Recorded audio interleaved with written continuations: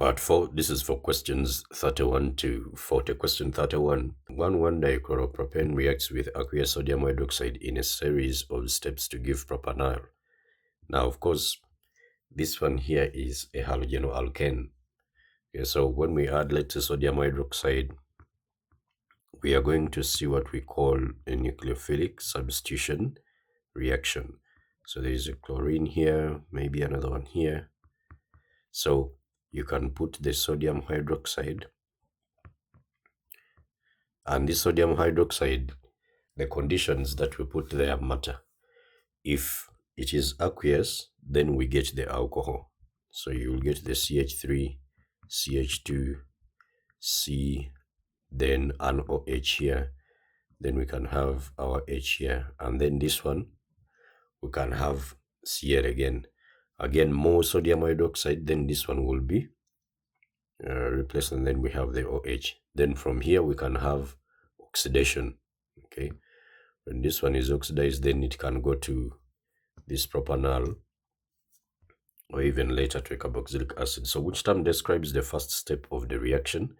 The first step here, we are seeing a substitution, you see?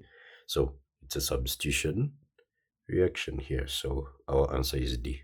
Question 32. Propanoic acid can be made from bromoethane using a two-stage synthesis. Which pair of reagents is most suitable? Now this is propanoic. Those are 3 carbons. This is bromoethane. Those are 2 carbons. So first of all, we need to first extend the what?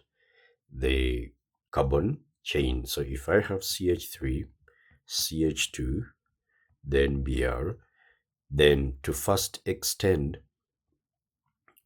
this carbon chain, I'll need to put a CN. For example, I can use potassium cyanide in ethanol. Okay, potassium cyanide in ethanol, and then you heat. So this is the substitution reaction, and then we shall have this halogenoalkane now becoming a nitrile. So CH2, and then we have a CN. Then from here, we can now hydrolyze. I can put dilute HCl. Okay, then hydrolysis takes place. Then you can have the CH3, CH2, COOH. So I have to look for potassium cyanide, which is here, and then dilute HCl. So our answer has to be D. Then question 33. Alcohol X gives a yellow precipitate with alkaline iodine. So if it is an alcohol, then we must have a CH3 and then COH, then H group. This group has to be there. Okay, we have a carbon here having the OH. Okay, but this carbon must be having a CH3 group connected to it. Okay, but it must also have a what? A hydrogen on it, because you can have this carbon when it doesn't have a hydrogen, and then let's say it is a tertiary alcohol in that sense. So you are not going to get this what?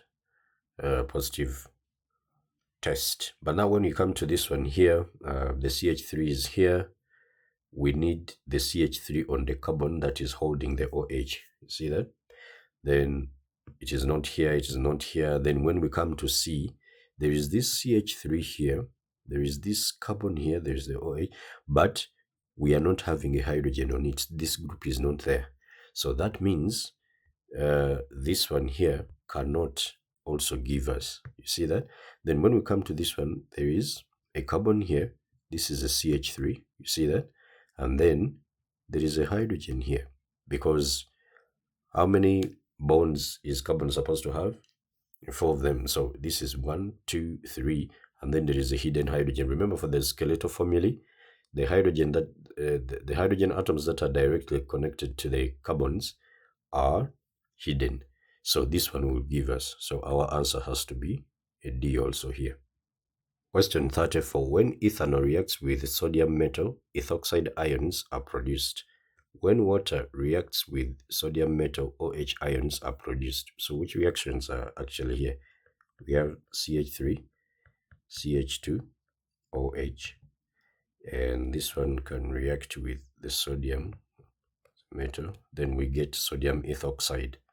So you have CH3, CH2, or you can put a plus and minus there, and then we have a half of hydrogen as a gas produced here.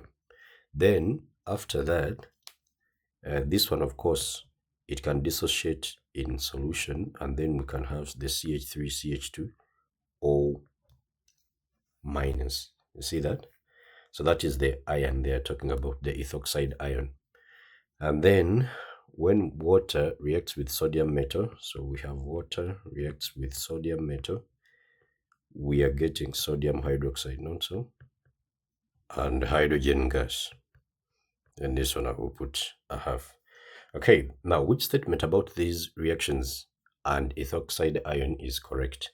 At the same temperature, the rate of reaction between sodium and ethanol is greater than between sodium and water. No, that one is wrong, because the rate of reaction between sodium and sodium and what? Between sodium and ethanol. First of all, this one is not actually this ethanol.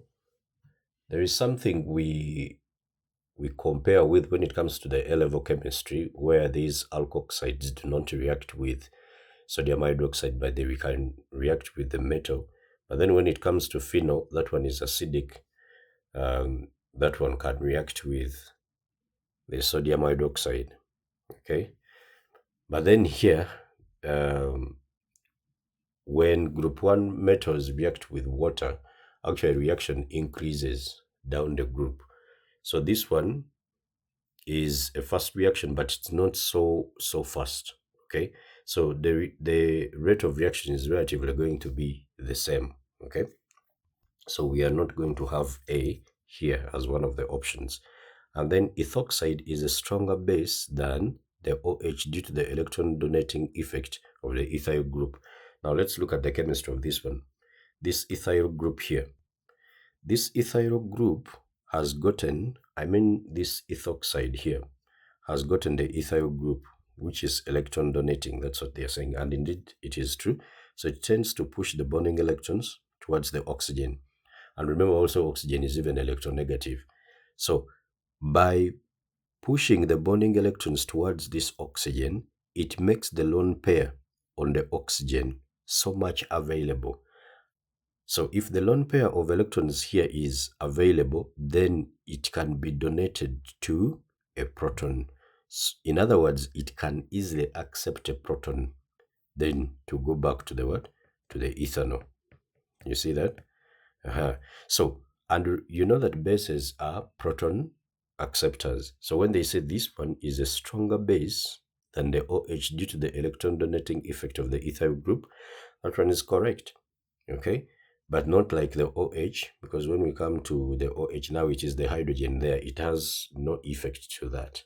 Okay, so this one here has to be correct. Our answer has to be B. But then let's look at the C and D. The negative charge on the oxygen in an ethoxide ion is delocalized. No, this one is not delocalized. It is not like what we have, let's say, in benzene, when we have you have the oxygen here. If let's say in phenol, actually not in benzene, in phenol, so the lone pair on the oxygen here, then it is delocalized into the ring. It overlaps the pi system. But these ones you will study them in A-level. But this one, the fact that this one is electron donating, it actually avails the lone pair here, and then it localizes this charge, okay, on the oxygen. It's not delocalized, so that one is off. Okay, then next, what do we have? We have, it is easier to deprotonate ethanol as it is more acidic than water. No, this one is not acidic because of the electron donating power of this ethyl group. Okay, so this one actually is going to strengthen this bond here. So as electrons are being pushed towards the oxygen here, then there is going to be an increase in the electron density around this oxygen here. So the bond between the oxygen and the hydrogen is going to be stronger. Okay, it is going to be stronger. So, and if this bond becomes stronger, that means this hydrogen won't be released in solution. So this makes it a very weak acid. You see that? So they are saying it is easier to deprotonate ethanol. To deprotonate, that means to take away the hydrogen from here, as it is more acidic. So that is wrong because of this electron donating what? Group, the ethyl. So our answer is B. Question 35. Menthol is a naturally occurring alcohol. This is its structure, and they are saying here that when menthol is heated with concentrated sulfuric acid, it reacts. Now, of course, the fact that it's an alcohol, when we react it with sulfuric acid concentrated, we are going to see what we call an elimination reaction. It is actually a dehydrating agent. So a water molecule is going to be removed from it. So this carbon here that holds the OH is going to lose the OH. And then the carbons that are next to it, either this one or this one, will lose a hydrogen. So if this one loses a hydrogen, we can have something like this. Okay. So remember, this one has gotten a hydrogen there, silent. So it loses it. This one has lost the OH. Then we can have a what? We can have that alkene there. Or we can have this one here. So this carbon here has the OH. Then it is going to lose that OH. Then this other one here, remember it has a hydrogen and then another one. So it is going to lose one hydrogen, and then we can have a what? A double bond there. So another one can be here, like this. So those are the two that we can get from there. Okay. Now, when you come back to this, they are saying the products formed include compound T. What is compound T? And when you look at all of these ones, of course, we are not having the double bond here. It's not this one. It is not this one. We expect the double bond to be around here based on what I've shown up there. But then D, look at this one here. I drew my double bond here.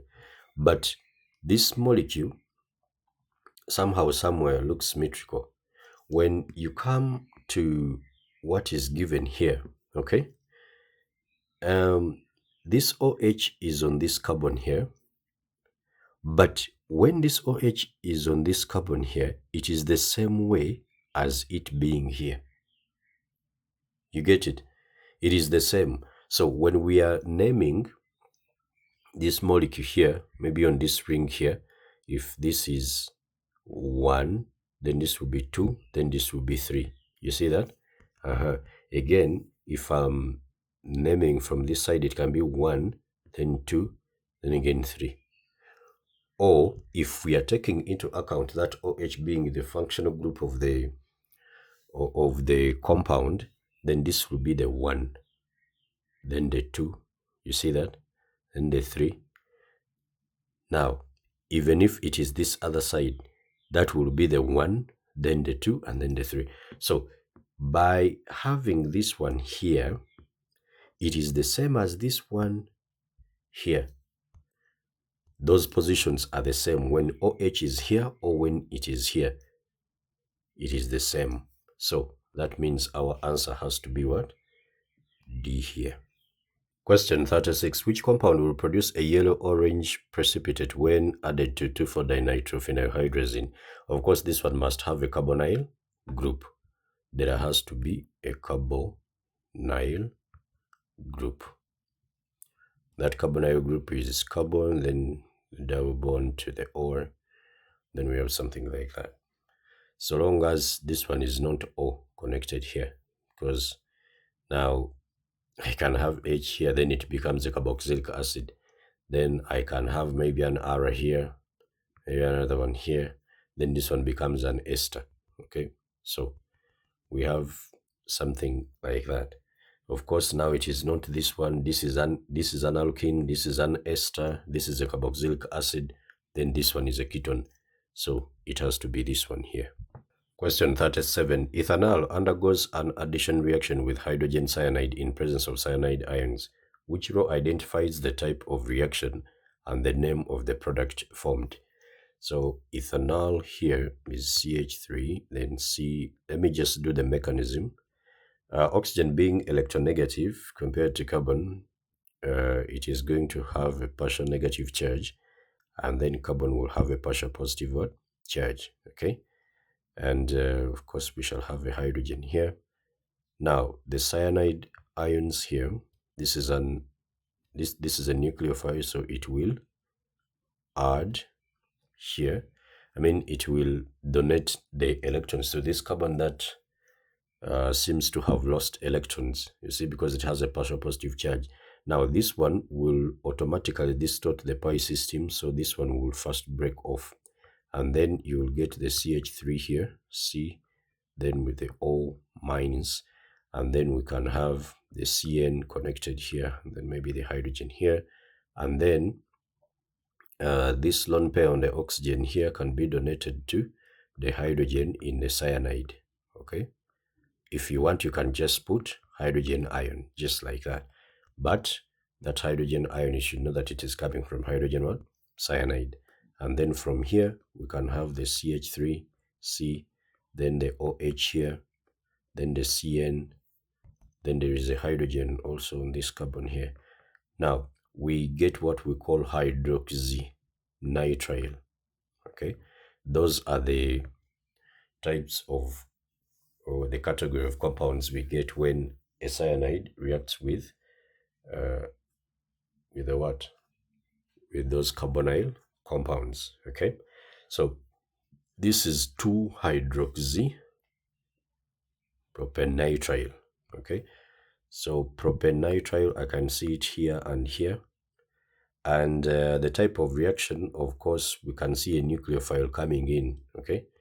But then the whole of hydrogen cyanide has been absorbed in here, you see? So there is a cyanide, and then there is a hydrogen that comes onto the OH.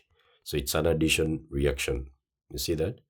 So we have nucleophilic. It's a nucleophilic addition reaction. So which one has gotten the 2 ticks? It is C. That means our answer is C. Question 38. The structure of compound X is shown. This is the one here. It is actually an ester. What is produced when X is heated with sodium hydroxide? So when we heat this one with sodium hydroxide, this one is actually going to be what we call alkaline. It is called alkaline hydrolysis. So you are going to break down this one here, and we shall have this, then OH first of all, then we have that, then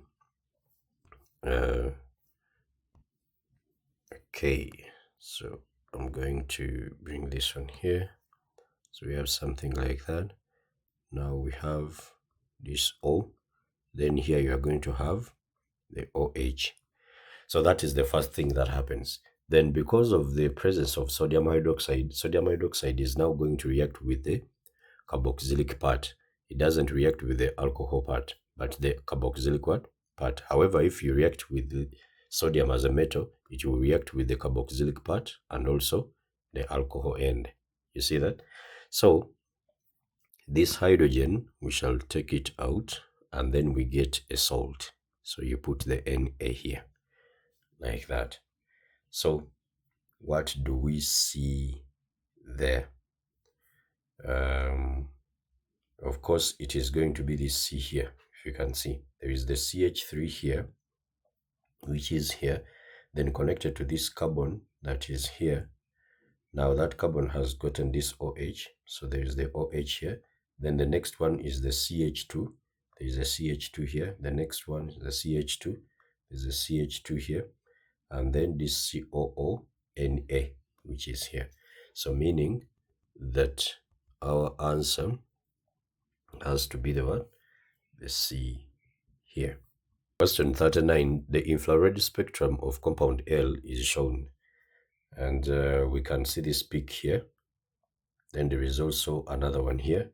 Of course, below the 1500, this one we call it the fingerprint region. Each of the functional groups has gotten its fingerprint, okay, which is already shown this side, but we don't mind about that. We only mind about what is this side.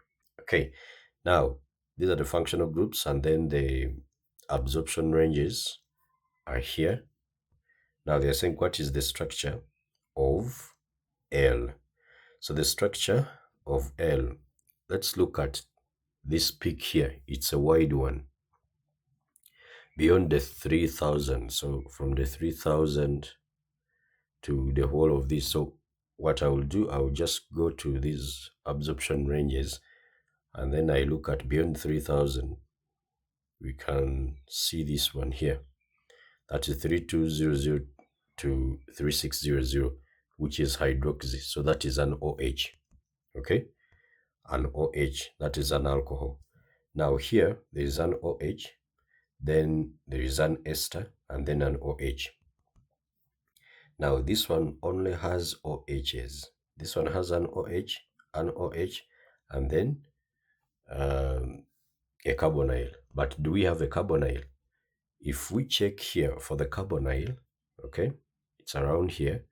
This is 1670 to 1740. But if you come here, it is not there. We are not seeing a peak around here. So that one is out. So we don't have any carbonyl. So this one is off. Even this one is off. You see? Then here, a carboxylic acid. A carboxylic acid, we can have the OH for the carboxylic acid, but from 25 to 3000. And when you see that the 25 to 3000, 25 is here, there has to be something here, okay, something around there. Like, actually, if it is a carboxylic acid, this one can come like this, then it comes here like this, and then you get something small like that, you see. But it is not there. The peak we are seeing there is actually different, so it's not a carboxylic acid also. So since we are also not seeing a carboxylic acid, that one is out, then our answer has to be a C. But then this other one here is for what? Now this one is before the 3000 here. So before the 3000, if we can go and check alkane here. So 2852, 2950. Yeah, it's around here. So that is an alkane. So meaning our molecule here had OH and only alkane. So meaning it was only alcohol. So that is that. Question 40. In the mass spectrum of compound J, the ratio of the height of the M+1 ion peak to the height of the M+ ion peak is 4 to 91. Compound J forms a carboxylic acid when heated with acidified potassium dichromate. What is compound J? Now, the moment they give you or you see anything to do with M+1 ion peak and then the M+, then this one should take you to finding the number of carbons, okay? Number of carbons, which is given by 100 out of 1.1, then times the relative abundance of the M+1 ion peak, then out of the relative abundance of the M+ ion peak.